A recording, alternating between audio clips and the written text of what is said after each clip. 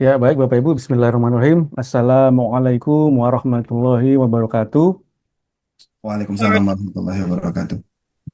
Alhamdulillahirabbil alamin wassalatu wassalamu ala asrofil anbiya'i wal mursalin wa ala alihi wa sahbihi ajma'in amma ba'd. Selamat malam Bapak Ibu jamaah calon tamu Allah yang semoga Allah muliakan. Yang saya hormati jamaah Sunnah Travel Umroh Iktikaf Ramadan 1447 Hijriah yang semuanya yang saya tidak bisa sebutkan satu persatu. Kemudian yang saya hormati pula owner Suna Travel yang sudah hadir di Zoom meeting kita kali ini dan pemateri kita yang hadir di Zoom meeting malam ini juga. Alhamdulillah kita kembali lagi di Zoom meeting online dalam rangka pembekalan manasik umroh online. Di pertemuan kita hari ini berarti yang keempat ya Bapak Ibu ya. Masih bersama saya Harnoto, insya Allah akan menemani Bapak Ibu semuanya masih sebagai moderator. Terima kasih nih Bapak Ibu yang sudah hadir di Zoom meeting malam ini.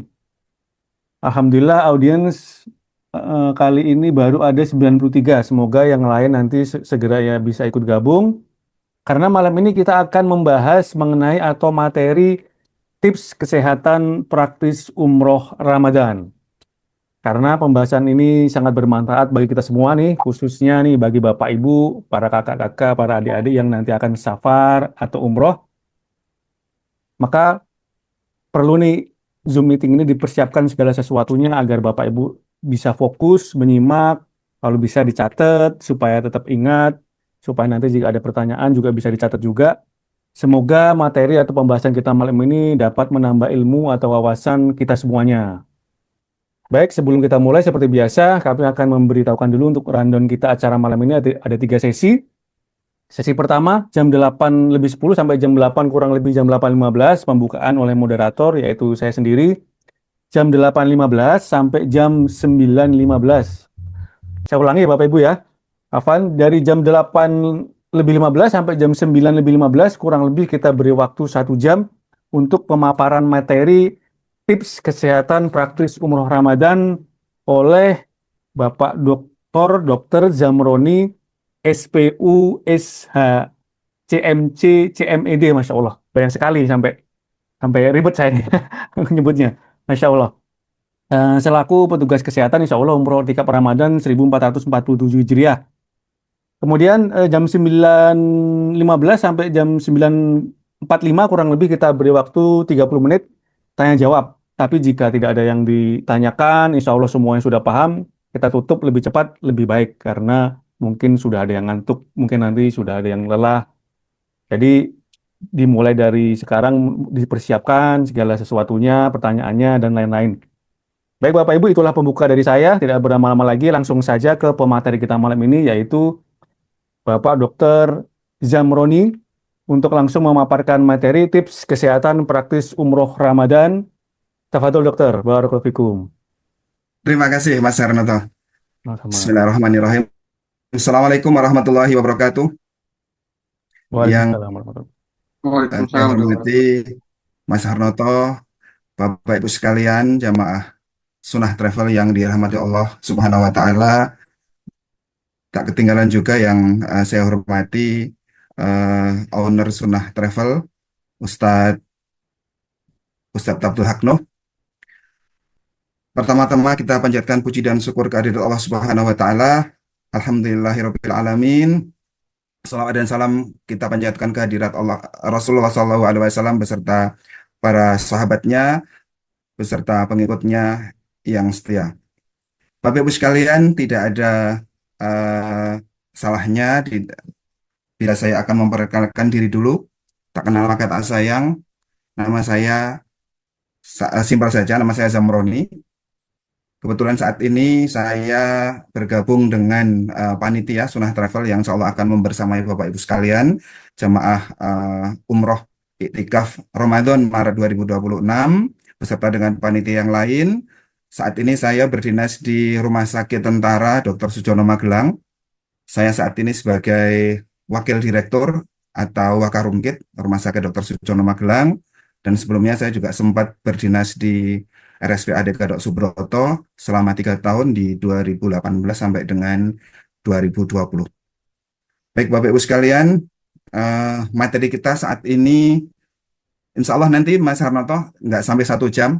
Semoga nanti Baik, ada waktu kalau ada Bapak Ibu sekalian ada yang mau ditanyakan bisa lebih interaktif baik, baik, daripada siap. nanti saya akan terlalu panjang lebar dengan teori mungkin bisa membuat ngantuk. Tapi insya Allah nanti judulnya saja adalah tip kesehatan praktis sehingga eh, tidak terlalu banyak teori yang akan saya sampaikan nanti hal-hal yang terkait dengan rencana keberangkatan kita sebelum, selama maupun nanti dalam perjalanan pulang, ada hal-hal yang nanti perlu disikapi maupun dipersiapkan oleh Bapak Ibu sekalian, nanti bisa ditanyakan di forum ini, ataupun nanti pada saat pelaksanaan, saat saya membersamai Bapak Ibu sekalian, nanti bisa ditanyakan saat perjalanan.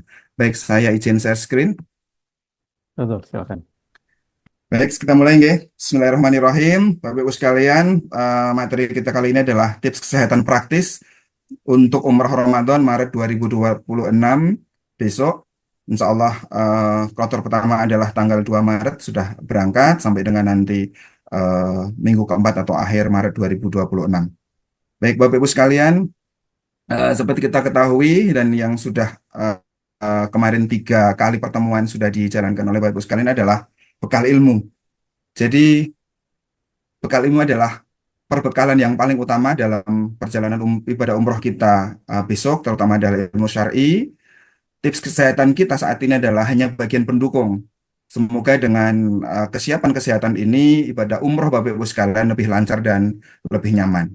Seperti kita ketahui bersama juga bahwa umroh adalah ibadah fisik. Di sana ada tawaf, sa'i, dan perjalanan antar kota dan antar negara, di mana tawaf dan sa'i sendiri itu kita akan berjalan antara 7 sampai 9 kilometer. Kemudian hal-hal lain yang perlu Bapak Ibu sekalian perhatikan adalah adanya perbedaan cuaca yang cukup berbeda antara di Indonesia dengan di Saudi Arabia. Kemudian kesehatan yang prima ini insya Allah akan sama dengan menghasilkan ibadah umroh kita maupun ibadah yang lain nanti lebih khusyuk dan lebih maksimal. Bapak Ibu sekalian, perlu saya ulangi walaupun kemarin sudah sempat disampaikan oleh Ustadz Abdul Hakno, yaitu tentang cuaca di kita dengan di Saudi Arabia, yaitu di Saudi Arabia, insya Allah nanti di bulan Maret itu cuacanya hangat sampai dengan panas dengan tingkat kelembaban yang rendah, di mana kelembaban di Arab Saudi itu antara 45 sampai 55%, sedangkan di kita yaitu 90 sampai 92%.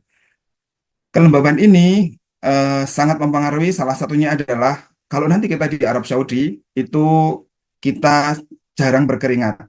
Kenapa? Karena memang keringat kita akan gampang menguap. Berbeda dengan di Indonesia dengan kelembaban yang tinggi, maka keringat kita akan gampang dirasakan.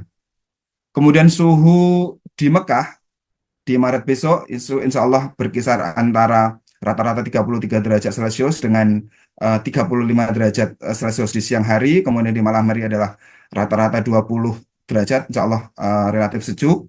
Kemudian di Madinah secara umum juga lebih sejuk dibanding dengan di Mekah, di mana di siang hari rata-rata itu 30 derajat dengan puncak adalah 32 derajat Celcius, di mana di malam hari lebih dingin lagi yaitu rata-rata sekitar 17 derajat Celcius.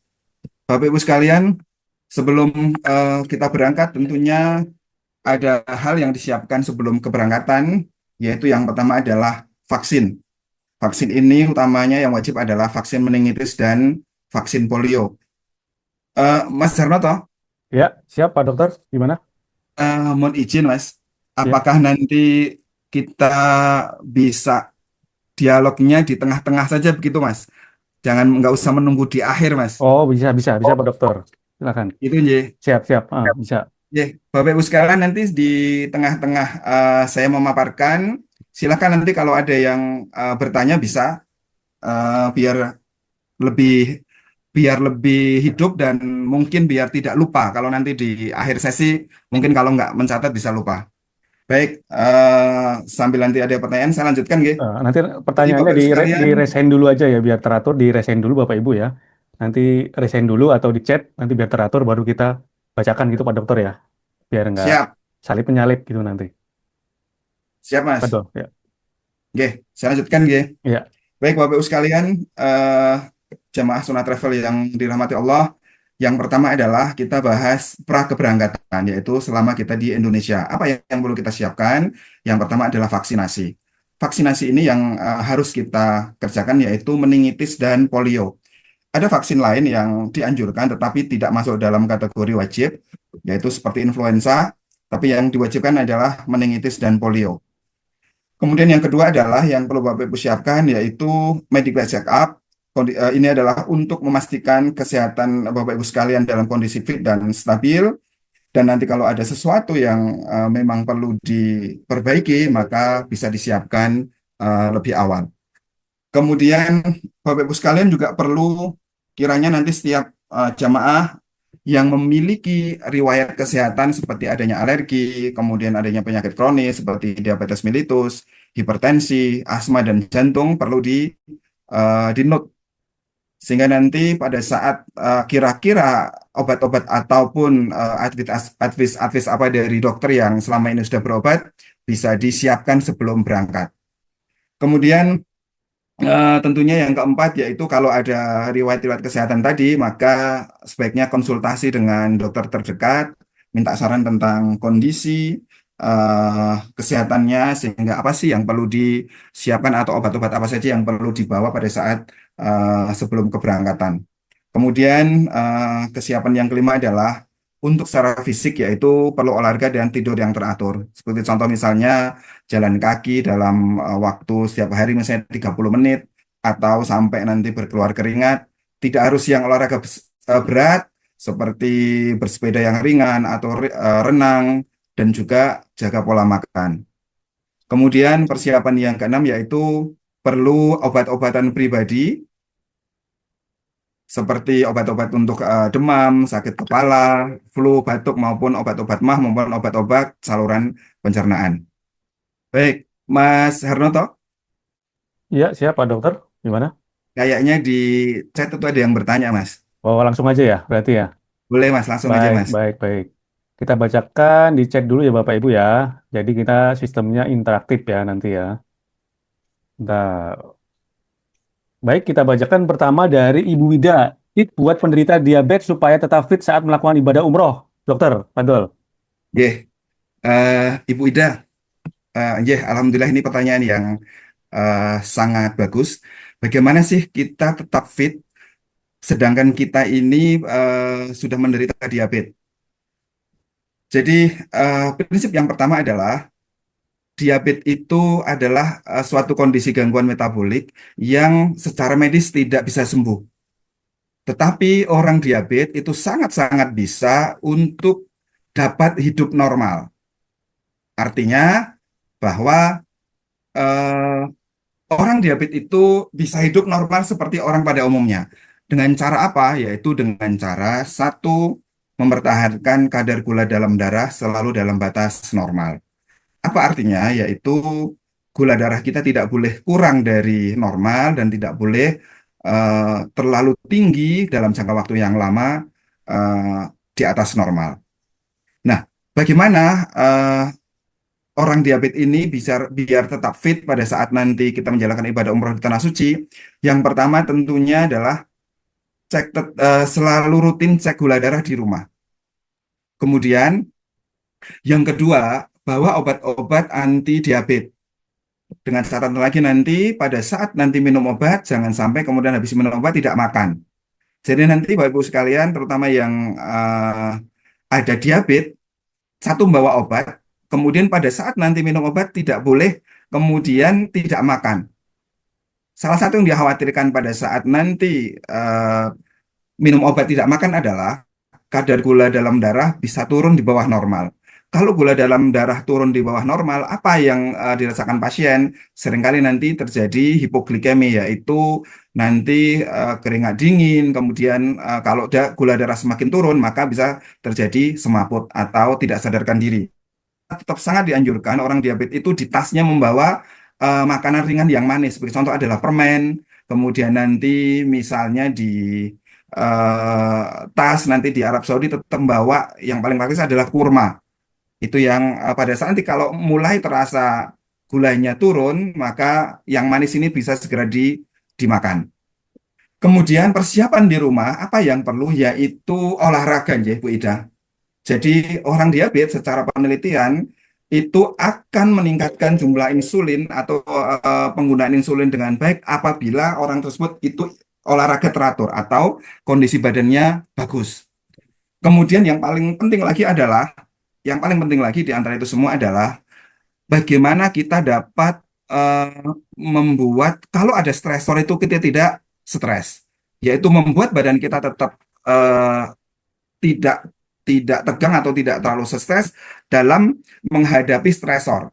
Nah, manajemen ini tidak bisa semerta-merta seseorang itu bisa melakukan, tetapi ini harus belajar pelan-pelan. Salah satu yang harus kita jalani untuk kita bisa menahan manajemen stres dengan baik adalah kita meyakini tentang takdir Allah. Itu kemudian nanti selama di Arab Saudi nanti ada hal-hal yang dirasakan atau ada hal-hal yang bisa dikeluhkan nanti bisa saya konsultasi dengan saya langsung. Insya Allah nanti selama di Arab saya akan membersamai Bapak Ibu sekalian selama di sana. Demikian ya, Bu Ida, Ya, cukup jelas. ya baik Pak Dokter, syukur atas jawabannya. Semoga pertanyaan dari Ibu Wida sudah terjawab. Bapak Ibu nanti yang mau tanya langsung bisa langsung resen ya, biar bisa open mic ya. Kita lanjut ke pertanyaan berikutnya, Pak Dokter, dari Ibu Wiwin Waluyo. Mohon izin dokter, saya beberapa kali merasa kalau buang air kecil seperti tertahan, tidak tuntas, dan nyeri. Tidak ada demam, oleh dokter diberi Harnal, levofloxacin, dan asam mafenamat. Interval kambuh kurang lebih 3 sampai 4 bulan sekali. Mohon advice-nya dokter terkait dengan kondisi saya. Silakan Pak Dokter. Dari Oke, Ibu atau Bapak Wiwin. terima kasih Bu Wiwin. Ini juga pertanyaan yang saya kira bukan hanya Bu Wiwin yang mengalami. Mungkin ada beberapa jamaah lain. Yang pertama perlu saya jelaskan ke Bapak Ibu sekalian bahwa frekuensi air kencing kita atau frekuensi kita dalam buang air kecil itu normalnya adalah di antara 2 sampai 5 jam. 2 sampai 5 jam antara kencing satu dengan kencing selanjutnya. Kalau kita dalam sehari 8 sampai 8 kali kencing itu juga sudah kategori normal. Nah, kapan sih kencing kita itu dianggap tidak normal? Yaitu apabila jarak antara kencing satu ke kencing selanjutnya itu kurang dari 2 jam. Hmm. Itu yang pertama. Kemudian yang kedua, kencing yang tidak normal itu apabila disertai selain frekuensi juga apabila disertai dengan keluhan seperti kencing nyeri, kalau orang Jawa bilang anyang-anyangan, kemudian ada kencing rasanya tidak tuntas, kemudian warna kencing tidak normal. Apa yang dimaksud tidak normal? Warna kencing normal adalah jernih sampai dengan kuning. Jadi kalau Bapak Ibu sekalian kencingnya kuning, itu kategori normal. Yang tidak normal adalah selain itu. Apa selain itu? Coklat, merah, kemudian keruh seperti susu, kemudian beberapa kasus itu biru. Nanti kalau Bapak Ibu sekalian misalnya minum obat-obat anti nyeri atau herbal atau obat-obat Cina, kadang itu bisa membuat kencingnya menjadi biru. Kemudian kalau dari keluhannya Bu Wiwin ini, sepertinya ada riwayat, ada namanya sistitis kronis, yaitu peradangan kandung kencing yang berulang. Nah, satu, kalau nanti pada saat mau berangkat, kemudian ada gejala seperti ini, nanti Bu Wiwin bisa bisa saya kasih saya kasih channel atau saya kasih ini ya Bu, saya kasih kesempatan tuh bisa japri ke saya, Nje. Nanti saya beri advice langsung. Kemudian, nah kalau memang nanti Ibu Wiwin mengalami seperti ini lagi sebelum berangkat, maka obat-obat untuk sistitis ini bisa dibawa. Seperti tidak harus antibiotik. Yang penting adalah anti radang. Anti radang yang paling gampang itu paracetamol atau anti nyeri yang paling ringan itu paracetamol. Kemudian nanti untuk biwin bisa membawa obat-obat antiseptik saluran kencing seperti ada urotraktin atau urinter. Kemudian nanti apabila memang eh, kondisinya seperti semakin memberat sehingga tidak bisa menahan kencing, maka ada obat khusus yang bisa untuk memperlama kencing sehingga nanti interval kencingnya bisa 2 sampai 5 jam. Ngeten nggih, Bu Win nggih. Ya, baik Saya kira Pak. jelas nggih. Oke, Insya Allah Pak Dokter nanti jika kurang jelas nanti bisa ditanyakan lagi. Ya, syukron Pak Dokter atas penjelasannya atau jawabannya. Semoga pertanyaan Ibu Wiwin sudah terjawab. Nanti jika belum jelas bisa open mic atau pertanyaan lagi ya Ibu Wiwin. Kita lanjut ke pertanyaan berikutnya Pak Dokter dari Bapak Agus Sujana. Izin dokter bertanya menghindari betis pegal dan sakit bagian kaki, latihan dan obat apa yang sesuai agar tidak cepat lelah Pak Dokter. Terima kasih. Jazakallahu khair. Fadol Pak Dokter, Nggih, silakan.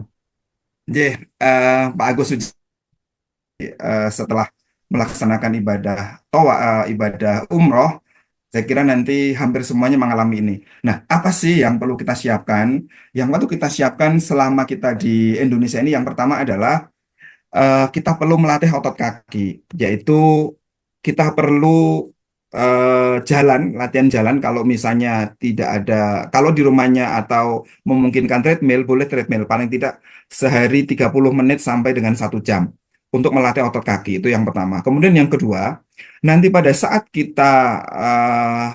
nanti habis tawaf, sebelum syai, maka usahakan istirahat sejenak. Usahakan sejenak artinya tidak langsung kita buru-buru ke Safa dan Marwah. Mungkin nanti bisa istirahatkan dulu. Kemudian yang kedua adalah pada saat nanti melaksanakan putaran tawaf maupun syai, ritmenya bisa disesuaikan. Tidak harus ngoyo. Kemudian apabila nanti ternyata setelah kondisi itu tetap pegal, maka satu boleh minum anti nyeri. Kemudian selanjutnya lagi adalah boleh membawa obat-obat anti pegal seperti obat-obat obat-obat anti pegal yang lain seperti misalnya eh, banyak mereknya.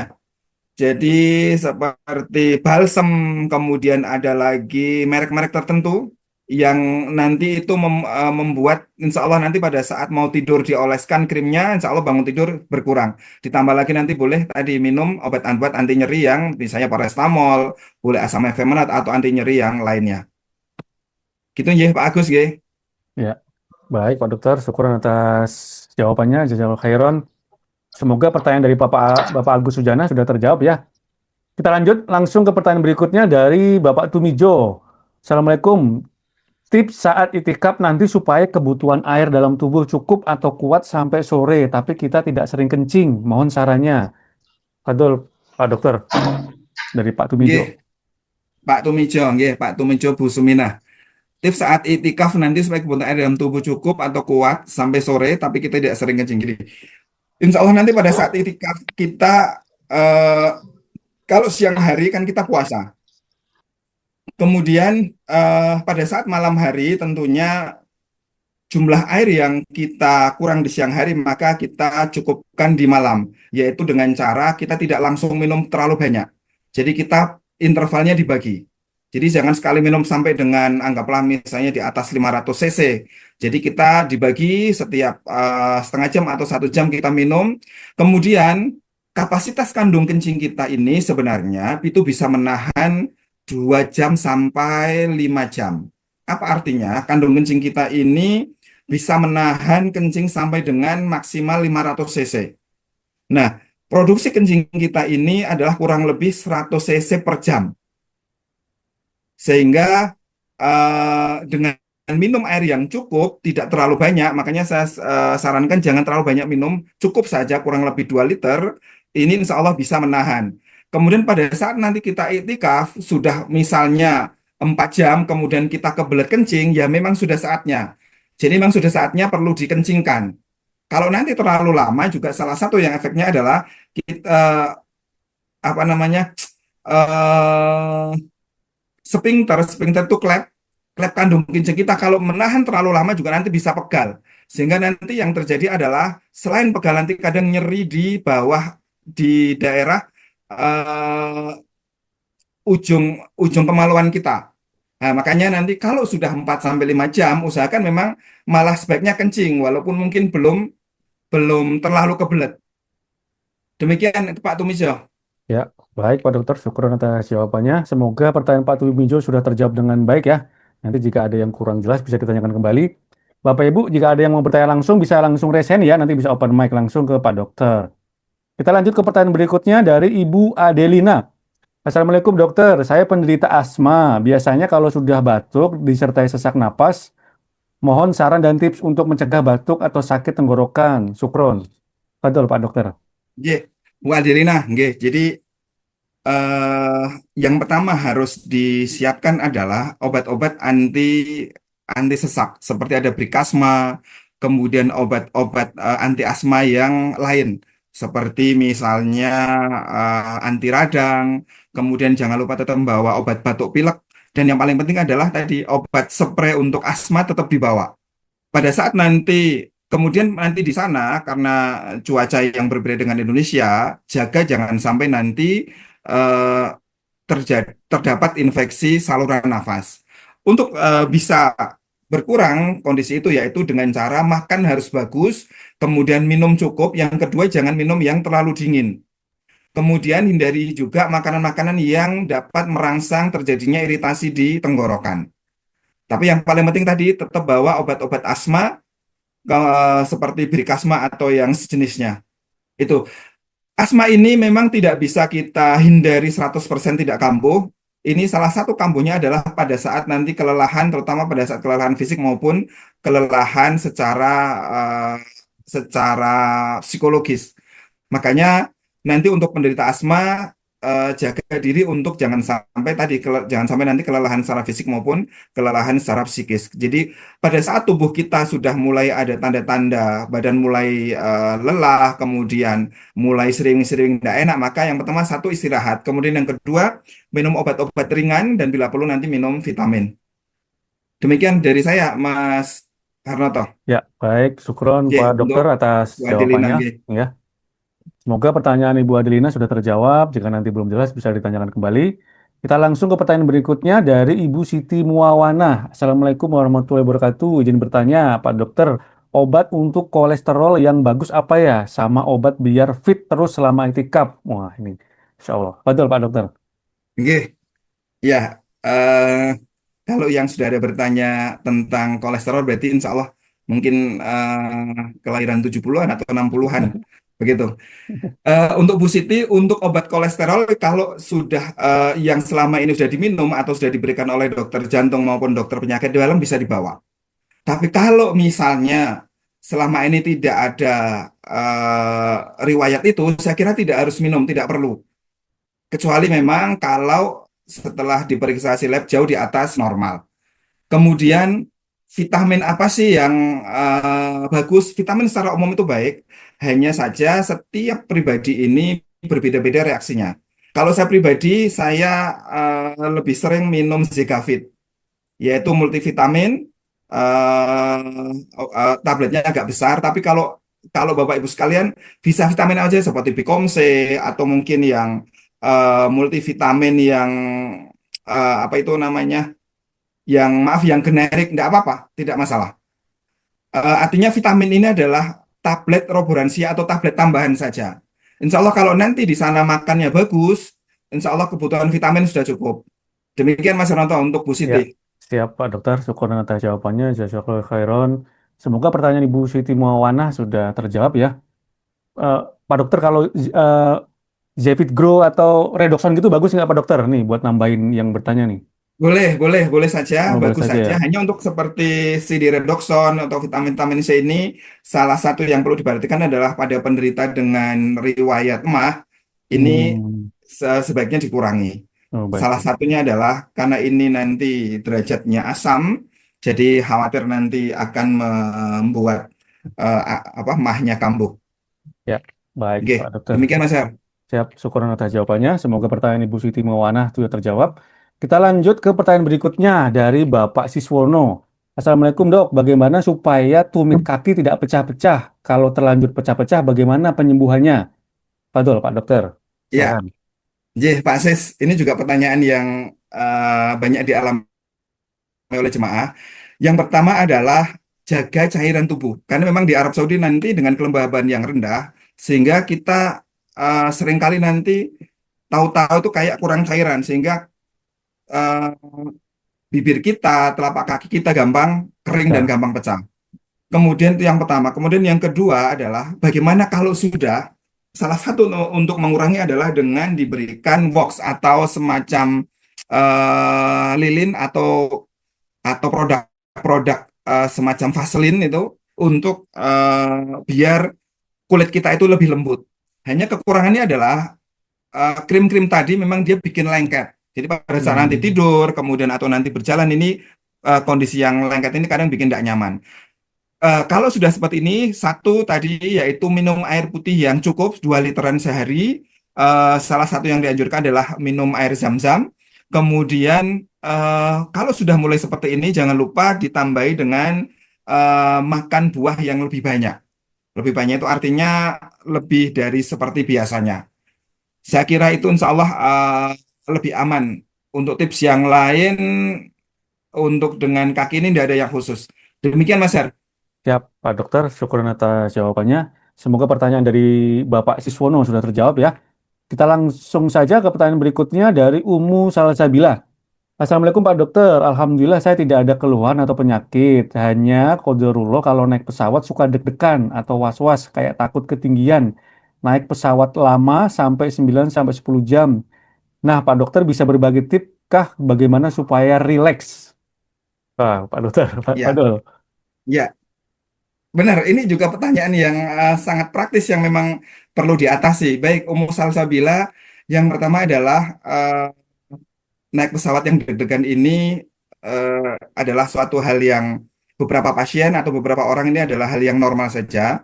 Hanya saja kalau berlebihan itu namanya aerofobia atau takut ketinggian. Hmm, Tipsnya yang pertama adalah nanti pada saat pemilihan kursi, Mas Harnoto, sebaiknya jangan yang dekat jendela.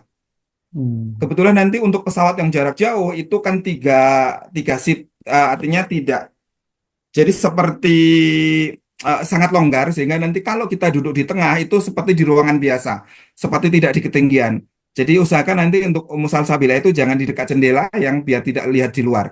Itu yang pertama. Kemudian yang kedua, pada saat nanti di pesawat, kalau nanti safar kemudian tidak puasa, boleh minum obat-obat yang bikin ngantuk seperti kayak antimo atau hmm. obat flu yang nanti dengan minum itu ngantuk sehingga nanti di pesawat akan bisa lebih rileks dan bisa eh, Pak tidak tidur.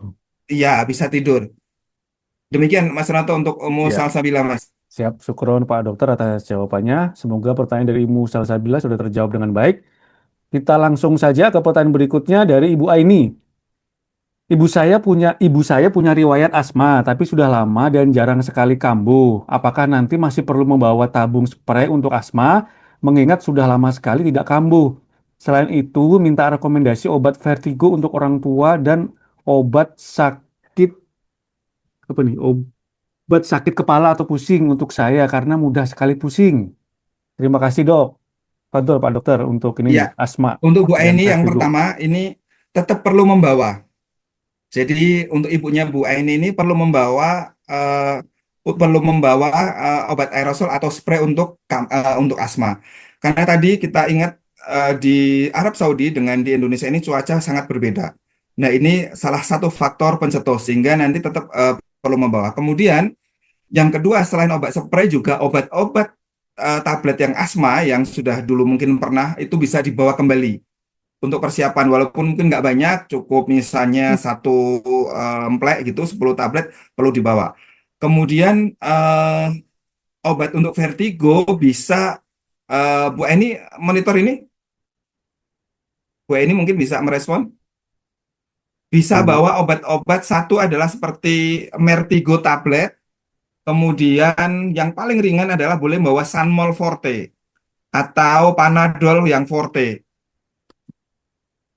gitu ya Bu Eni nggih. Ya, baik Pak Dokter. Sudah ya Pak Nggih, Dokter ya. Ya, syukuran Pak nggih. Dokter atas jawabannya.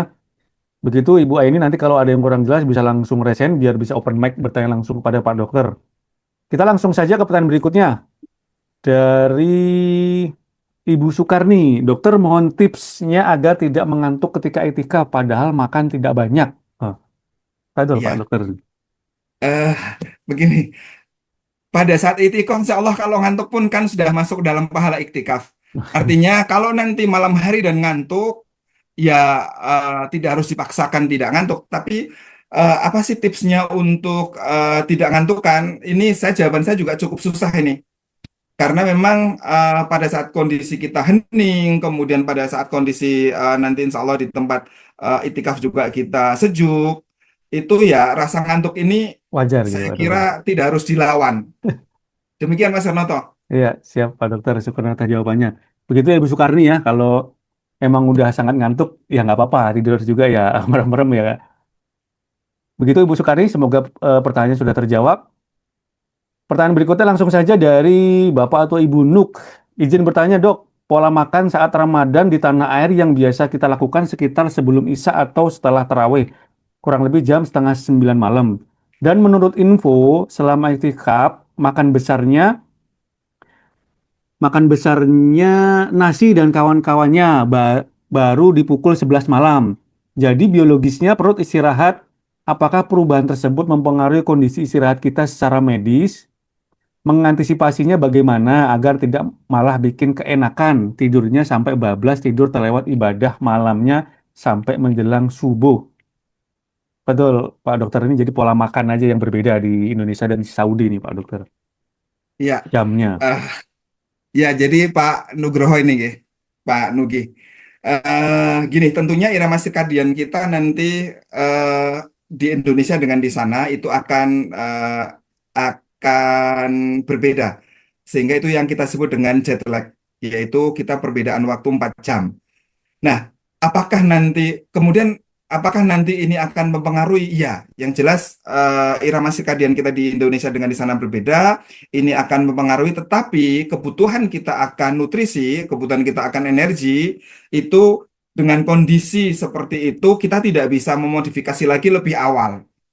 Artinya kondisi ini ya harus kita jalani dengan penuh ikhlas. Kita tidak bisa kemudian nanti makannya lebih awal lagi karena memang kondisinya mengharuskan begitu. Artinya insya Allah nanti tubuh kita hampir semua orang ini mempunyai mekanisme adaptasi yang tinggi. Jadi insya Allah nanti di sana tidak ada masalah. Kalau nanti ternyata setelah makan kemudian ngantuk, memang kita pada saat malam pun secara kodratnya kita memang perlu tidur. Walaupun mungkin harapan kita semalam kita tidak tidur, tapi tetap tidak bisa. Di malam hari Allah memang juga sudah menakdirkan kita untuk tidur. Seperti nanti pada saat malam hari juga produksi kencing kita juga nanti akan berkurang dibanding dengan sehari. Memang seperti itu. Jadi kalau nanti kita berharap sepanjang malam kita tidak tidur juga insya Allah kayaknya tidak bisa itu Mas Har. Iya, betul, Jadi Pak ada Dokter. fase di mana malam hari memang kita harus tidur. Ya, Demikian Mas Renato untuk siap, pertanyaan Pak Nugi ini. Oke. siap, Pak Dokter, syukur atas jawabannya. Semoga pertanyaan Pak Nuk sudah terjawab ya, Pak Nuk. Kita langsung saja ke pertanyaan berikutnya dari, wah ini siapa nih bahasa Arab nih, karena juga nggak paham. Dari Bapak atau Ibu, Assalamualaikum warahmatullahi wabarakatuh. Izin bertanya, Pak Dokter, apa tips kesehatan untuk tetap fit saat iktikaf buat orang tua atau ibu umur hampir 70 tahun, Pak Dokter? Pak Dol, tetap fit untuk umur 70 Ya, tahun. oke. Jadi tadi yang pertama adalah sebelum berangkat usahakan nanti di rumah juga di Indonesia ini tetap ada kegiatan seperti jalan pagi Hmm, biar tubuh kita lebih fit. Kemudian yang di sana jangan sampai nanti di sana malas makan. Kalau misalnya kita rasanya haus kemudian hanya makan-makan yang yang seger-seger saja, usahakan adalah makan sesuai jatah cukup. Kemudian yang kedua, apabila nanti badan mulai terasa tidak enak, bila perlu minum susu. Susu di sana cukup murah, yaitu kalau yang 2 liter itu atau satu ada banyak kemasan.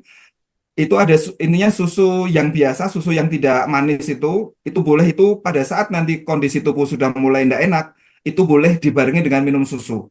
Jadi pada saat nanti malam, kemudian pada saat nanti sahur, usahakan kalau bisa nanti dengan susu sehingga nanti tubuh tetap fit. ya, Nggih. ya, Demikian Mas Hanoto ya, Pak untuk Dokter. eh, siapa ini nggih? Ya, Bapak atau Ibu ya. Izin itu, Pak Dokter, Nggih. kalau umur sekitar 70 tahun itu bagusnya susu kambing atau susu sapi atau apa, Pak Dokter?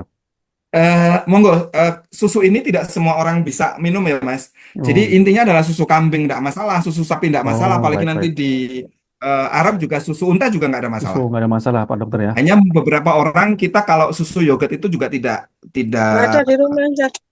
Benar-benar. tidak bisa menerima perutnya, Mas. Jadi Ya, susu biasa saja yang insya Allah nanti itu akan lebih perut kita bisa menerima. baik Pak Dokter. Oke, Mas Renato Ya, demikian. syukur atas jawabannya. Semoga Bapak Ibu yang bertanya sudah terjawab dengan baik. Kita langsung ke pertanyaan berikutnya dari Bapak Muhammad Amar. Bismillah. Mas Renato mungkin habis Pak Amar saya tak baca PPT Lanjut, sedikit ya, Mas. lanjut materi lagi ya Pak Dokter ya. Baik, Nggih, terakhir Bapak Amar dulu ya Pak Dokter ya. nggih. Ya, baik. Bismillah. Assalamualaikum. Afwan izin bertanya Pak Dokter. Oh, sebentar. Ibu Panca, saya matikan dulu ya.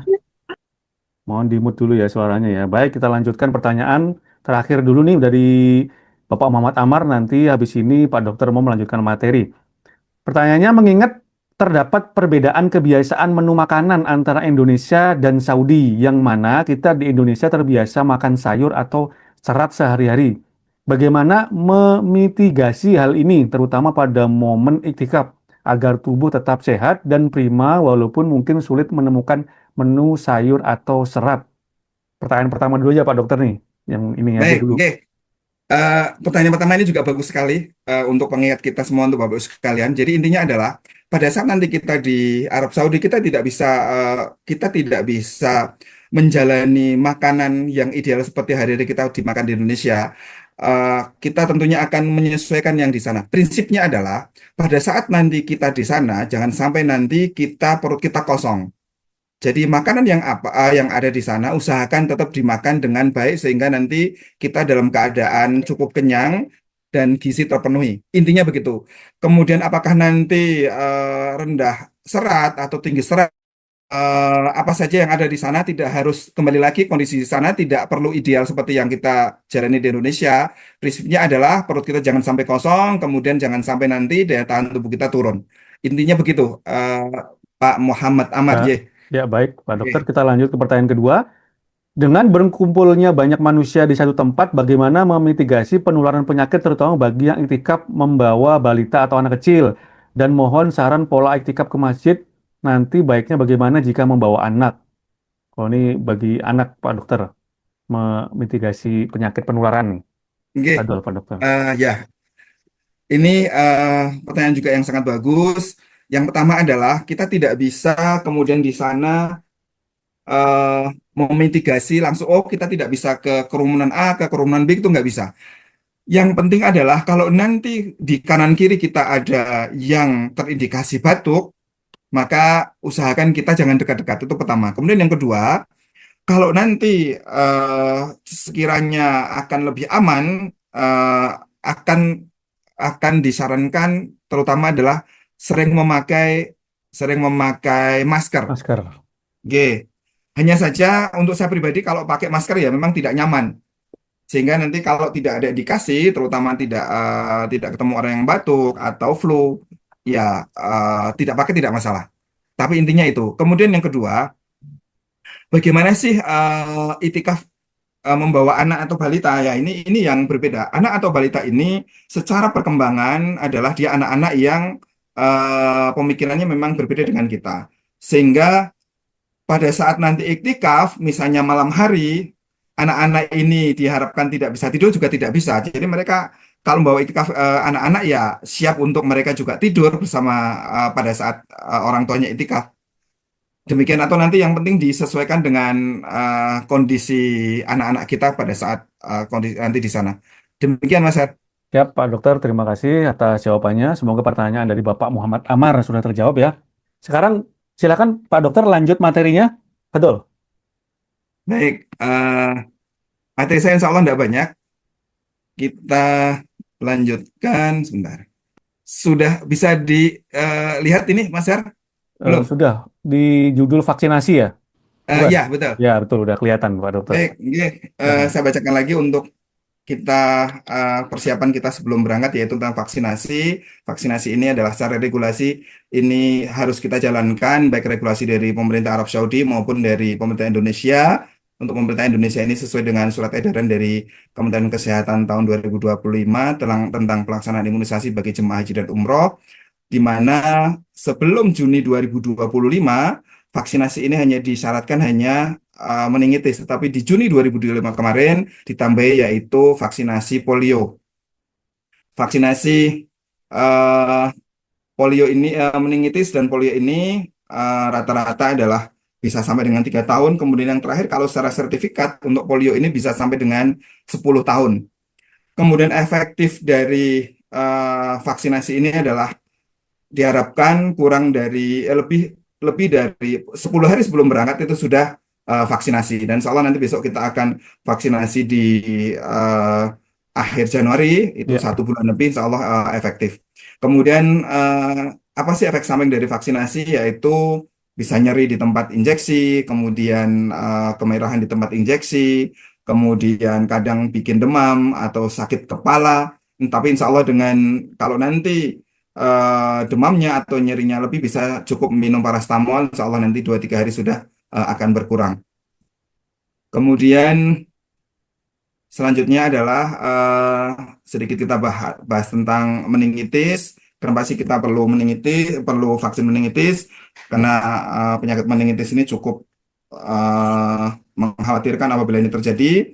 Yaitu apa sih meningitis? Yaitu peradangan pada selaput otak atau meninges yang selaput otak ini meliputi dari selaput di sel saraf pusat maupun di sel saraf tulang belakang yang penyebabnya itu bisa virus, bakteri, bisa jamur. Kalau bakteri ini paling sering adalah Neisseria meningitis. Kemudian di Indonesia juga masih cukup tinggi yaitu kasus TBC. TBC ini juga bisa menyerang sampai ke otak atau kita sebut dengan meningitis.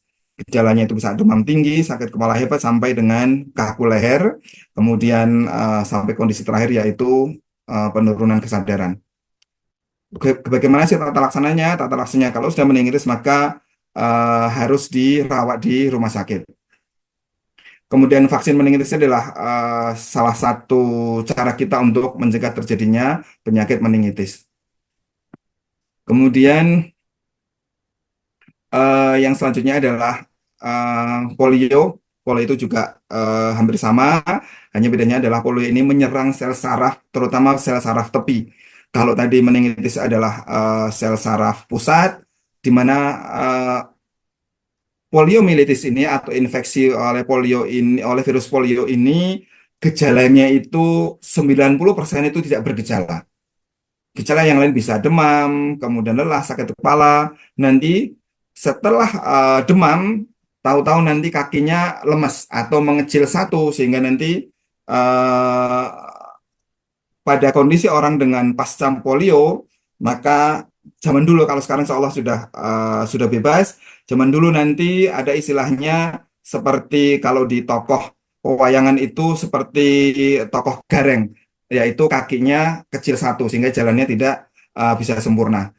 Kemudian perlu saya sampaikan juga ke Bapak Ibu sekalian, jamaah Sunnah Travel, obat-obat ringan selain tadi yang sudah ditanyakan oleh Bapak Ibu sekalian yang ada eh, penyakit khusus, maka obat-obat ringan yang perlu Bapak Ibu bawa seperti obat diare, yaitu yang paling gampang adalah Nyudiatab, kemudian obat-obat anti diare yang lain tidak harus Nyudiatab, tetapi sebaiknya jangan yang golongan loperamid.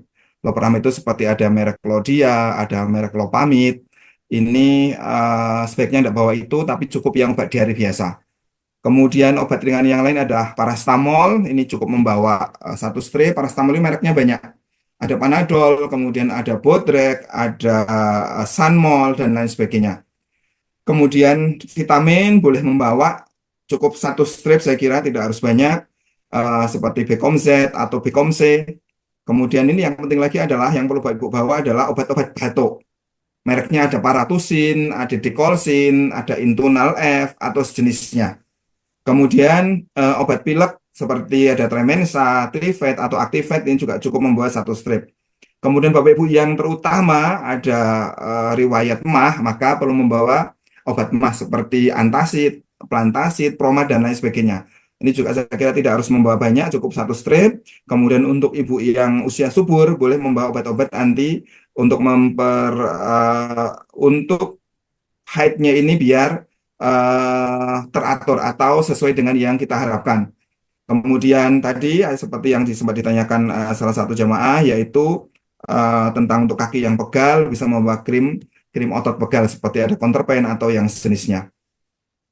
Kemudian obat-obatan lain yang tadi sudah saya sebutkan yang perlu dibawa adalah untuk penderita hipertensi, maka perlu membawa obat-obat hipertensi, misalnya amlodipin, kandesartan, kemudian obat diabetes, kemudian yang sudah mendapatkan obat-obat dari misalnya sudah berobat ke dokter jantung, ini juga perlu dibawa. Kemudian obat lain seperti tadi asma maupun alergi. Baik, Mas Hernoto, Ya, Pak Dokter ya. mungkin eh bisa dilanjut ini Mas, pertanyaan tadi Mas. Ya, baik Pak Dokter, syukur atas pemaparan materinya. Kita lanjut Bapak Ibu ke pertanyaan. Kita informasikan lagi jika ada yang mau langsung bertanya, silakan langsung raise hand supaya bisa langsung bertanya kepada Pak Dokter. Kita bacakan pertanyaan dari Ibu Erma. Assalamualaikum Pak Dokter, saya ada saraf kejepit di L3 dan L5. Mohon nasihatnya Pak Dokter agar saraf kejepit saya tidak kambuh di sana dok. Dan obat apa yang harus saya bawa Pak Dokter? Jazakallahu khairan. Betul Pak Dokter, silakan. Ya, baik untuk Ibu Erma yang pertama adalah kalau Ibu Erma ini sudah konsultasi ke dokter saraf atau ke rehab medik dan sudah diresepkan korset, sebaiknya Ibu korset tetap dibawa. Itu yang pertama. Kemudian yang kedua, Ibu bisa bawa obat-obat anti nyeri yang sudah diminum sebelumnya. Kalau nanti Ibu belum, mungkin bisa nanti saya berikan obat-obat yang perlu Ibu bawa nanti untuk anti nyeri. Kemudian selanjutnya lagi adalah nanti Ibu di sana jangan lupa perhatikan pola gerakannya. Seperti pada saat naik turun tangga, kemudian pada saat nanti prosesi ibadah, pada saat sholat, gerakannya diperhatikan dan dipaskan sendiri. Pada gerakan-gerakan tertentu yang Ibu nanti serta-merta misalnya yang membuat tulang belakangnya ini terganggu, maka itu bisa menjadi kambuh. Kemudian posisi tidur, usahakan ibu yang posisi tidur tidak membuat tulang belakang. Posisi tidur yang apa yang paling baik yang ibu nanti yang hari-hari bisa dirasakan. Jadi kasusnya nanti kasuistis sekali, tidak bisa generalisir. Jadi untuk Bu Erma tadi saran dari saya tetap korsetnya tetap dibawa. Kemudian yang kedua adalah obat anti nyeri yang selama ini misalnya perlu diminum tetap disiapkan. Sama tadi perhatikan pola gerakan tubuh pada saat kegiatan hari-hari, jangan sampai nanti tulang belakangnya ini terganggu. Demikian Mas Yar. Siap Pak Dokter, syukron atas jawabannya. Begitu Ibu Irma, semoga pertanyaannya sudah terjawab. Kita lanjut ke pertanyaan berikutnya dari Ibu Nuke. Izin bertanya Pak Dokter, apakah obat penahan haid diperbolehkan bagi wanita? Rekomendasi obatnya apa? Betul Pak Dokter. Iya, pertanyaan yang pertama ini saya mohon izin nggak bisa menjawab dengan pasti. Nanti eh, saya akan coba tanyakan ulang ke Ustadz yang lebih ahli tentang fikih ini. Ya, Kemudian tapi yang jelas kalau dari segi medis, obat penahan haid itu ada beberapa. Salah satu yang paling gampang didapatkan yaitu seperti merek Primolut N, kemudian ada Regumen. Dua ini yang paling gampang didapatkan di luar dan tidak harus dengan resep obat. Prinsipnya adalah minum Primolut N ini 7 sampai 14 hari sebelum hari H. Dan nanti Ibu Nuke kalau misalnya perlu konsultasi lebih detail lagi bisa ke dokter obgyn terdekat. Tapi intinya begitu, misalnya perkiraan haidnya misalnya tanggal 7, maka Ibu bisa minum mulai dari tanggal 1. Eh, atau kalau sesuai dengan teori itu 14 hari atau 2 minggu. Tapi bisa dimulai paling tidak 1 minggu sebelum perkiraan haid. Sehari 2 kali.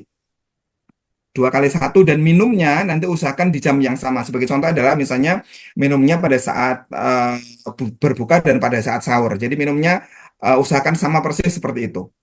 Kemudian nanti pada saat sudah tidak diperlukan, ibu nanti sudah boleh di stop. Nanti insya Allah sekitar 3-4 hari sudah bisa haid kembali. Begitu ya Bu Nuka? ya. Baik Pak Dokter, syukur atas jawabannya. Begitu Ibu Nuke ya, semoga pertanyaannya sudah terjawab untuk masalah rekomendasi obat. Untuk masalah diperbolehkan atau tidak nanti bisa ditanya ke Ustadz pembimbing atau besok nih ada Ustadz Dr. Abdullah Roy bisa dipertanyakan ya Pak Dokter ya. Ya betul itu, Ya, Mas Syar. Oke. kita lanjut ke pertanyaan berikutnya dari Ibu Fitri. Izin bertanya Pak Dokter, rekomendasi obat alergi dingin yang tidak membuat ngantuk. Betul Pak Dokter, Ya, silakan. oke. Obat-obat alergi itu ada beberapa regimen, ada beberapa jenis, beberapa di antaranya memang membuat ngantuk. Tapi obat-obat yang tidak bikin ngantuk seperti kayak Dexa juga tidak bikin ngantuk. Kemudian kalau cetirizine mungkin bikin ngantuk. Tapi kalau nanti alerginya tidak nemen atau alerginya tidak berat, saya kira tidak harus minum obat. Gitu nggih, Bu Fitri. Siap, siap. Ya, Oke, baik baik itu Pak Dokter. Mas Anoto nggih. Ya, syukur atas jawabannya. Semoga pertanyaan Ibu Fitri sudah terjawab. Kita langsung ke pertanyaan berikutnya dari Bapak Adi. Assalamualaikum dok, bolehkah kalau kita sudah minum multivitamin atau B-Komset, terus kita minum vitamin D dan kalsium juga, mengingat kaki saya sudah osteoartritis. Wah, soal bahasanya nih. Betul Pak Dokter. Ya, osteoartritis. Gini, eh boleh saja, tapi untuk minum obat vitamin ini saya kira tidak harus double, salah satu saja. Kalau dengan OA atau osteoartritis tidak harus vitamin D, cukup yang B-Komz saja. Osteoartritis ini adalah kondisi di mana sendi kita ini meradang. Meradang karena misalnya ya karena pertambahan usia atau non sewu misalnya karena berat badan kita berat sehingga sendi kita ini meradang sehingga nanti gejalanya adalah nyeri terutama pada saat aktivitas jalan atau naik turun tangga. Jadi saya kira nanti untuk cukup Bcom Z saja tidak harus minum vitamin D maupun kalsium. Demikian Ya, Mas Arnato. baik Pak Dokter, syukur atas jawabannya. Semoga pertanyaan Bapak Adi sudah terjawab dengan baik. Kita langsung lanjut ke pertanyaan berikutnya dari Bapak Priskal Wijaya. Pak Dokter Afan, saya punya alergi kalau kedinginan suka bersin-bersin, hidung sakit dan meler, mata merah. Untuk mengatasinya bagaimana ya? Harus bawa obat apa? Sedangkan di sana juga air jam-jam rata-rata airnya dingin, Dok. Syukron, jazakallahu khairan. Betul, Pak Dokter, Ya, silakan.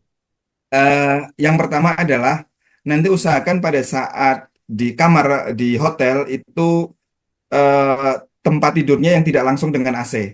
Itu yang pertama. Kemudian yang kedua, kalau nanti sudah mulai bersin-bersin, nanti usahakan AC-nya jangan terlalu dingin. Jadi usahakan di suhu-suhu yang 23 atau 24. Kemudian nanti pada saat nanti kalau di sana minum air zam-zam, saya kira ada air zam-zam yang pilihannya tidak dingin. Iya, udah. Itu bisa di yang dingin mungkin bisa di nomor dua kan, nomor satu yang pilih yang tidak dingin. Kemudian obat-obat apa sih yang perlu dibawa untuk alergi ini? Yang Pak Priskala selama ini gunakan itu bisa dibawa.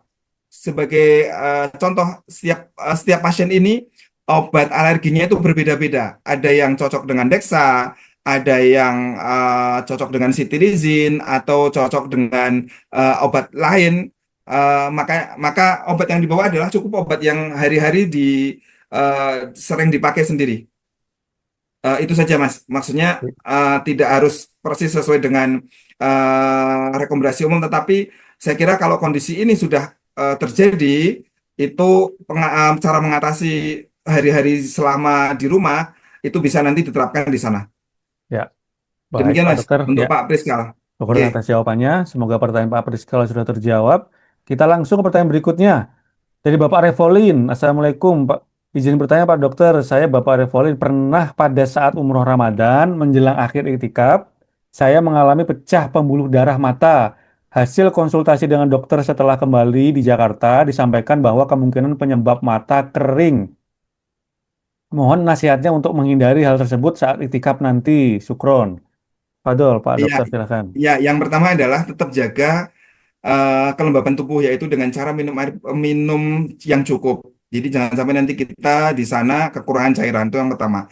Kemudian yang kedua, boleh membawa tetes mata yang hanya cairan saja, yang tidak mengandung apa-apa. Jadi kalau nanti rasanya mulai tidak nyaman, itu bisa diteteskan. Ada banyak merek obat tetes mata yang memang hanya untuk mata kering. Itu Pak Revolin, nggih. Ya, baik cukup Pak Dokter. Nggih, cukup Ya, dari saya itu Mas. ya syukur Nggih. atas jawabannya. Semoga pertanyaan dari Bapak Revolin terjawab. Kita langsung lanjut ke pertanyaan berikutnya dari Ibu Amal Amala. ya, amal. Assalamualaikum dok, tips dan obat untuk mengatasi sakit pinggang pada saat iktikaf. Nah, apa tuh Pak Dokter, silakan. Ya, yang pertama adalah untuk mengatasi sakit pinggang ini, kalau nanti sudah mulai tidak nyaman, berganti posisi. Itu yang pertama. Kemudian yang kedua, usahakan nanti posisi pada saat iktikaf itu yang kita nyaman. Nah, yang nyaman itu seperti apa? Yang nyaman adalah yang satu ergonomis. Ergonomis itu posisi tubuh yang kasarannya yang tidak aneh gitu. Itu yang pertama. Kemudian yang kedua, posisi apa sih yang paling baik? Posisi yang kita rasakan sendiri. Sebagai contoh nanti pada saat kita duduk kaki bersila, kemudian dalam waktu misalnya 1 jam atau setengah jam, kita berganti posisi. Intinya begitu. Jadi kita jangan terpaku pada satu posisi dalam mempertahankan dalam waktu yang lama. Itu yang akan membuat nanti otot-otot pinggang kita menjadi kaku sehingga menjadi nyeri. Ya, Demikian Mas Renato untuk Bu siap. Amalah. Ya, baik Pak Dokter, syukur atas jawabannya. Semoga pertanyaan Ibu Amala sudah terjawab. Kita langsung ke pertanyaan berikutnya dari Bapak Prasetyo. Assalamualaikum dok, izin bertanya kalau vaksin influenza apakah diperlukan juga? Mohon sarannya. Silakan Pak Dokter. Ya, betul. Pertanyaan yang cerdas ini dari Pak Prasto. Yang pertama adalah dari segi regulasi. Untuk regulasi saat ini tidak mewajibkan. Jadi tidak mewajibkan untuk artinya tidak harus. Kemudian kalau dari segi kegunaan boleh, artinya sunnah. Sunnah itu bagus. Jadi kalau dikerjakan bagus, enggak juga enggak apa-apa. Untuk saya pribadi, saya sudah melakukan vaksin influenza. Ini juga salah satu vaksin kita untuk meningkatkan daya tahan tubuh kita terhadap virus flu. Jadi insya Allah nanti dengan kita vaksin influenza, tubuh kita akan lebih tahan terhadap virus flu. Walaupun tidak bisa menjamin 100%. Ya, Demikian Mas Renanto. siap, baik Pak Dokter. Informasi juga ada beberapa jamaah yang akan suntik influenza juga nanti di tanggal 31 Pak Dokter. Nanti ada beberapa juga. Baik, Oke. kita lanjut ke pertanyaan berikutnya dari Bapak Aris Munandar. Izin bertanya dok, saya selalu sakit hidung, bahkan suka berdarah saat di sana, terutama saat di Madinah. Apa ada obatnya agar hidung tidak sakit? Saya pakai masker yang kayaknya tebal, baru agak kurang sakitnya, tapi tidak nyaman bernapas. Silakan Pak Dokter. Ya, eh, terkait dengan hidung yang berdarah ini, intinya adalah kenapa hidung kita berdarah. Jadi di saluran hidung kita itu ada namanya eh, pembuluh darah atau plexus Kieselbach. Plexus Kieselbach ini bisa berdarah terutama kalau kondisi di luar atau kondisi suhu di luar itu lebih panas daripada biasanya. Itu yang pertama. Kemudian yang kedua, plexus Kieselbach atau pembuluh darah di hidung itu gampang pecah adalah apabila satu ada riwayat seperti yang dirasakan oleh Pak Aris Munandar. Kemudian yang kedua adalah apabila ada trauma di hidung, misalnya kita menggosok-gosok. Nah, bagaimana caranya dengan masker yang tebal ini berkurang, tapi rasanya tidak nyaman saat bernafas? Salah satu yang perlu dilakukan adalah coba satu kainnya biar kain maskernya lebih lembab. Kemudian yang kedua, diposisikan tidak terlalu apa namanya tidak terlalu menempel di hidung. Hanya posisinya agak susah.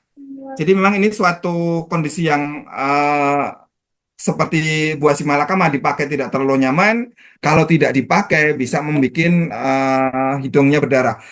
Ini kondisi ini nanti perlu Pak Aris Munandar perhatikan sendiri. Pada saat nanti kiranya di luar suhunya nggak terlalu panas, maka tidak perlu dipakai. Tapi kira-kira nanti suhunya mulai terasa panas, maka masker boleh dipakai. Jadi pemakaian masker yang buka tutup sesuai dengan kondisi nanti di sana.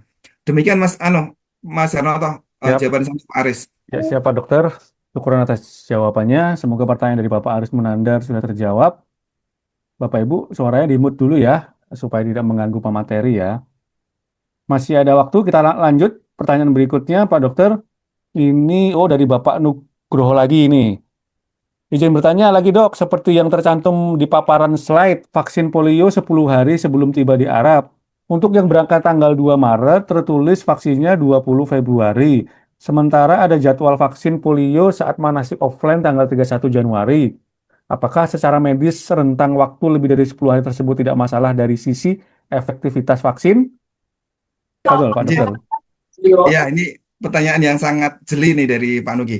Jadi intinya adalah eh, vaksin ini efektif itu kalau nanti 10 hari sebelum berangkat. Jadi lebih dari itu masih efektif. Dan vaksin ini bisa sampai dengan 3 tahun. Jadi kalau nanti kita berangkat 2 Maret, itu paling lambat itu efektif adalah di 20 Februari. Nah, sebelum itu lebih efektif lagi. Artinya nanti kalau di tanggal 21 Februari atau tanggal 22 atau mendekati dengan 2 Maret, itu pada saat kita vaksinnya di tanggal itu, maka efektivitas ini belum berjalan. Efektivitas yang berjalan adalah kurang lebih 10 hari dari penyuntikan atau lebih gitu. Jadi pertanyaannya apakah secara medis rentang waktu lebih dari 10 hari tersebut tidak masalah? Ya, tidak masalah. Jadi efektivitas ini terutama didapatkan bila 10 hari atau lebih. Demikian Mas Arnonto. Ya, syukron Pak Dokter atas jawabannya. Semoga pertanyaan dari Bapak Nuk sudah terjawab. Kita lanjut ke pertanyaan berikutnya dari Bapak Safrudin. Assalamualaikum warahmatullahi wabarakatuh. Izin bertanya kembali Pak Dokter, terkait wasir yang ada pada seseorang, apakah tipsnya serta rekomendasi pola makan dan obatnya? Mengingat ada duduk lama saat naik pesawat dan pola makan serat yang berbeda di Saudi. Betul Pak Dokter, silakan. Ya, yang pertama adalah orang dengan wasir ini nanti perlu membawa obat wasir seperti obat wasir yang apa yang nanti bisa dimasukkan ke pantat atau obat wasir yang diminum bisa dua-duanya dibawa. Kalau yang diminum seperti ada merek Anadium atau Ardium, nanti kira-kira pada saat mau berangkat ini terasa, maka 2-3 hari sebelumnya boleh minum obat tersebut. Kemudian nanti di pesawat kita sekitar 9 jam, maka usahakan nanti ada waktu 2 atau 3 kali kita usahakan berdiri atau jalan ke kamar mandi untuk buang air kecil atau nanti sekedar jalan. Jadi usahakan nanti selama di pesawat 9 jam jangan full duduk. Kemudian nanti di Arab Saudi tidak harus serat tinggi bagaimana, yang penting nanti sesuaikan makan di sana. Perhatian saya adalah usahakan buang air besar itu setiap hari rutin. Jadi jangan sampai nanti 2-3 hari baru BAB. Jadi usahakan nanti setiap hari BAB sehingga nanti eh, kotoran kita atau feses itu tidak terlalu keras sehingga tidak merangsang terjadinya ambeien yang kambuh. Demikian Mas Harnoto. Siap. Syukron Pak Dokter atas jawabannya. Semoga pertanyaan dari Bapak Safrudin sudah terjawab. Saya melanjutkan pertanyaan ini, kalau buang air besarnya itu 2 hari sekali itu termasuknya tidak normal ya Pak Dokter ya? Harusnya sehari sekali. Seperti itu Pak Dokter. Gini Mas, kalau dibilang normal dan tidak normal tidak ada istilah itu. Hanya kita ambil patokannya adalah kebiasaan masyarakat secara umum Oh, dan baik. secara medis itu kalau setiap hari itu akan lebih baik daripada yang lebih dari sehari. Lebih dari sehari, misalnya 3 hari sekali, 4 hari sekali, nggak ada masalah kalau memang itu sudah kebiasaan. Hanya saja Oh, baik. BAB yang lebih lama maka akan memicu terjadinya ambeien atau hemoroid. Ya, baik. Oke, Baik, demikian syukron. Mas. Syukron Pak Dokter atas jawabannya. Kita lanjut ke pertanyaan berikutnya dari Bapak Sandy Ari. Izin dok mau bertanya, kenapa batuk pada saat di sana susah sekali sembuh ya? Sudah minum obat tetapi batuk sampai ke tanah air baru sembuh. Apakah perlu obat yang dosis lebih tinggi? Silakan Pak Dokter. Ya, ya. Dari Pak Sandi Ari, memang ini banyak sekali dialami oleh para jemaah. Jadi faktor-faktor yang membuat batuk lama, yang pertama adalah tadi perbedaan cuaca antara Indonesia dengan di Arab, yang ini tidak bisa kita hindari. Kemudian yang kedua adalah faktor kelelahan. Jadi seringkali nanti para jamaah itu tidak bisa mengenali dirinya. eh, Badan sebenarnya sudah mulai lelah, tapi dipaksakan jalan, atau nanti badan sudah mulai terasa tidak nyaman, tapi dipaksakan untuk intinya adalah istirahatnya kurang atau istirahatnya banyak, tetapi tidak efektif, seperti tidur yang tidak nyenyak atau tidur tidak memasuki fase REM. Kemudian ditambah lagi nanti makan dan minumnya kurang bagus, maka eh, batuk ini menyerang dan karena tubuh kita belum kembali fit sehingga ini cukup lama sembuhnya. Intinya begitu. Untuk mempercepat sembuh, satu tidak harus obat dengan dosis yang lebih tinggi. Intinya adalah makan harus diperbanyak. Itu pertama. Kemudian yang kedua adalah bila perlu tadi boleh ditambahi dengan susu. Intinya adalah daya tahan tubuh kita harus segera ditingkatkan sehingga eh, virus maupun bakteri yang menyebabkan batuk segera hilang. Ya, Prinsipnya seperti itu saja. Oke. baik Pak Dokter, Demikian Mas syukron Noto. atas Ya untuk jawabannya. Pak Sandy. Semoga pertanyaan Pak Sandy sudah terjawab. Kita langsung lanjut ke pertanyaan berikutnya, masih ada waktu. Dari Pak Dodi, Assalamualaikum dokter. Ini ada titipan pertanyaan dari Ibu Yana. Mohon nasihat. Saya Ibu Yana sering sesak napas karena indikasi MAF dan kolesterol, terutama saat setelah makan dan jalan. Dan mungkin ada saran untuk beberapa makanan yang harus dihindari. Jazakallahu khairan, Pak Dokter. Silakan, Pak Dokter. Oke, untuk Ibu Yana ini yang saya kira mungkin nggak sampai sesak nafas, hanya saja gangguan-gangguan mah atau gangguan-gangguan di lambung atau mungkin Bapak Ibu sekalian pernah dengar istilahnya GERD. Ini kalau nanti eh, dengan makan yang jumlahnya atau volumenya banyak, maka ini akan membuat nggak nyaman sehingga nanti pada saat jalan membuat sesak, maka pilihannya adalah makannya satu secukupnya dulu dengan interval yang lebih. Jadi kalau misalnya saya makan sekali itu satu piring, mungkin untuk Ibu Yana makan setengah piring dulu, kemudian nanti setelah 1 jam makanan sudah mulai turun, baru makan lagi. Artinya frekuensinya yang ditambah, volumenya yang dikurangi. Itu kemudian untuk kolesterol, mungkin saya kira kalau mungkin sudah pernah periksa ke dokter penyakit dalam dan sudah diperiksa lab kadar kolesterolnya tidak normal, mungkin baru itu yang perlu ditreatment. Kalau tidak ada, kalau kolesterolnya stabil, saya kira tidak harus minum obat kolesterol. Ya, untuk Ya, makanan apa yang sekiranya cocok, kembali atau yang harus dihindari, prinsipnya lagi adalah setiap manusia ini berbeda. Jadi bagaimana kita menghindari, yaitu kita perhatikan sendiri. Kira-kira makanan apa saja yang membuat tidak nyaman di perut, itu yang kita hindari. Sebagai contoh adalah tidak bisa saya sarankan oh, orang dengan mah tidak boleh makan pedas, tidak. Kalau nanti ternyata dengan pedas sedikit dia tidak masalah dengan di lambungnya dan membuat makannya lebih nikmat, tidak ada masalah. Yang jadi masalah adalah kalau nanti makan tertentu, kemudian menjadi perutnya kembung, perutnya perih atau tidak enak, itu yang dihindari. Artinya setiap orang ini berbeda, tidak sama yang dihindari. Demikian Mas Ar, pertanyaan untuk Pak Dodi. siap, Pak Dokter. Syukur atas jawabannya. Semoga pertanyaan Pak Dodi sudah terjawab. Kita lanjut ke pertanyaan berikutnya. Masih ada waktu dari Bapak Said. Assalamualaikum dokter, izin bertanya, jika suntik vitamin C kira-kira ada kontra dengan vaksin polio dan meningitis tidak ya dok? Skron, silakan Pak Begini, dokter. untuk suntik vitamin C, saya kira kalau kondisi kita ini baik-baik saja, saya kira tidak perlu. Jadi tidak harus suntik, cukup dengan minum. Kemudian apakah vaksin polio dan vaksin meningitis ini ada kontraindikasi? Prinsipnya lagi adalah pada saat nanti eh, vaksin ini ada alergen yang dimasukkan. Nah, pada saat alergen yang dimasukkan ini butuh waktu 2 sampai 3 hari untuk di tempat suntikan tadi bisa jadi ada reaksi eh, samping dari suntikan tadi. Tapi secara umum suntik vitamin C dengan vaksin ini tidak ada kontraindikasi absolut. Mungkin pertanyaan ini tidak terlalu intinya tidak ada kontraindikasi absolut, Mas. Jadi Ya, ya. boleh-boleh saja. Boleh-boleh Oke, saja ya Pak dokter ya. oke, Tidak ada sesuatu yang membahayakan, terlalu membahayakan ya, gitu ya. oke. Ya, baik Pak dokter, syukur atas jawabannya. Semoga pertanyaan dari Bapak Said sudah terjawab. Kita lanjut ke pertanyaan berikutnya dari Bapak Adi Oktavian. Afan dok, apakah minum serat bubuk apa nih? Apakah minuman serat bubuk yang dijual bebas boleh dikonsumsi untuk memenuhi kebutuhan serat? Betul Pak dokter. Tidak perlu, Tidak perlu ya. tidak perlu, Mas. Tidak perlu Oke. membawa obat bubuk serat seperti Minuman. Vegeta dan lain tidak perlu. Oh, baik, baik, baik. Oke, Ya, syukur Pak Dokter atas jawabannya. Semoga pertanyaan Bapak Ade Oktavian sudah terjawab ya. Ini ada oke, satu pertanyaan terakhir dari Bapak Harijadi. Bagaimana tipsnya agar BAB-nya lancar normal sesuai timing biar tidak mengganggu ibadah iktikaf nanti, terutama waktu sholat tarawih dan sholat malam?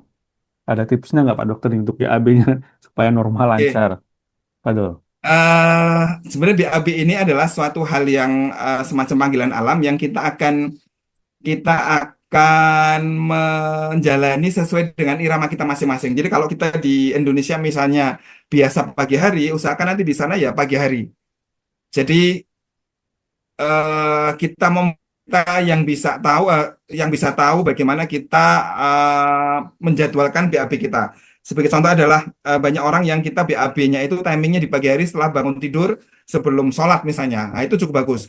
Kemudian yang kedua, untuk BAB nanti di sana adalah usahakan makannya juga bagus sehingga nanti pada saat kita merencanakan BAB misalnya setiap pagi itu ada banyak yang dikeluarkan sehingga pada saat kita di belakang atau di kamar mandi kita walaupun awalnya mungkin tidak terlalu mules tapi kalau kita sudah posisi ditunggu beberapa saat insya Allah nanti juga akan ada reaksi atau ada alarm dari tubuh kita untuk ususnya ini kontraksi sehingga terjadi mules sehingga sampai terjadi BAB.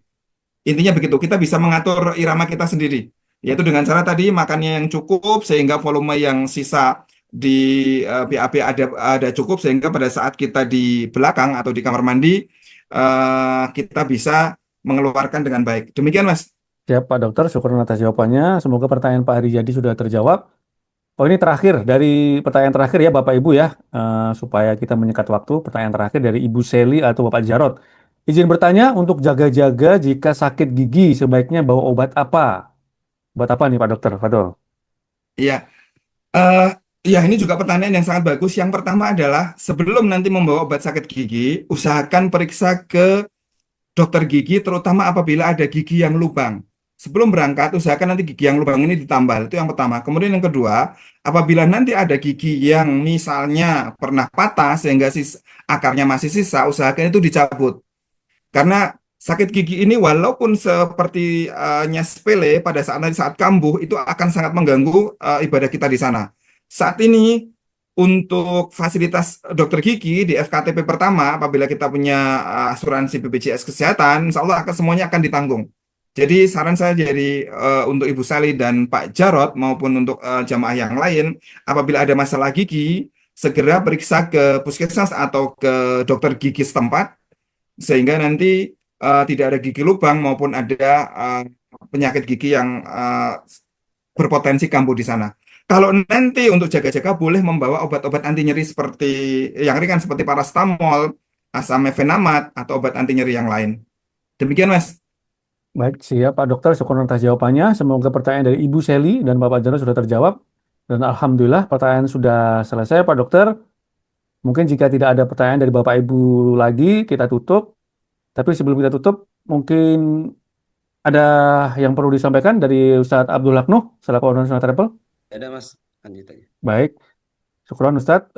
Pak Dokter, ada yang perlu disampaikan terakhir closing statement sebelum Ya, saya tutup? sedikit Mas, ini Siap. ada semacam ini saja untuk perhatian utama Bapak Ibu sekalian, yaitu apabila nanti di sana, apabila sakit, yang pertama adalah bila tubuh kita sudah memberikan sinyal adanya penurunan stamina atau daya tahan tubuh, maka satu, makan harus teratur, kemudian paksa asupan makan ini dengan baik. Bila perlu tambah susu. Artinya apa? Pada saat nanti tubuh kita mulai tidak enak, mulut sudah mulai menelan makan juga rasanya nggak enak, jangan dirasakan, tetapi makannya itu ditelan saja. Sehingga nanti asupan gizinya masuk. Kemudian apabila kondisi berlanjut, misalnya gejala ringan, bisa istirahat, minum obat sesuai dengan keluhan, cukupkan minum cairannya.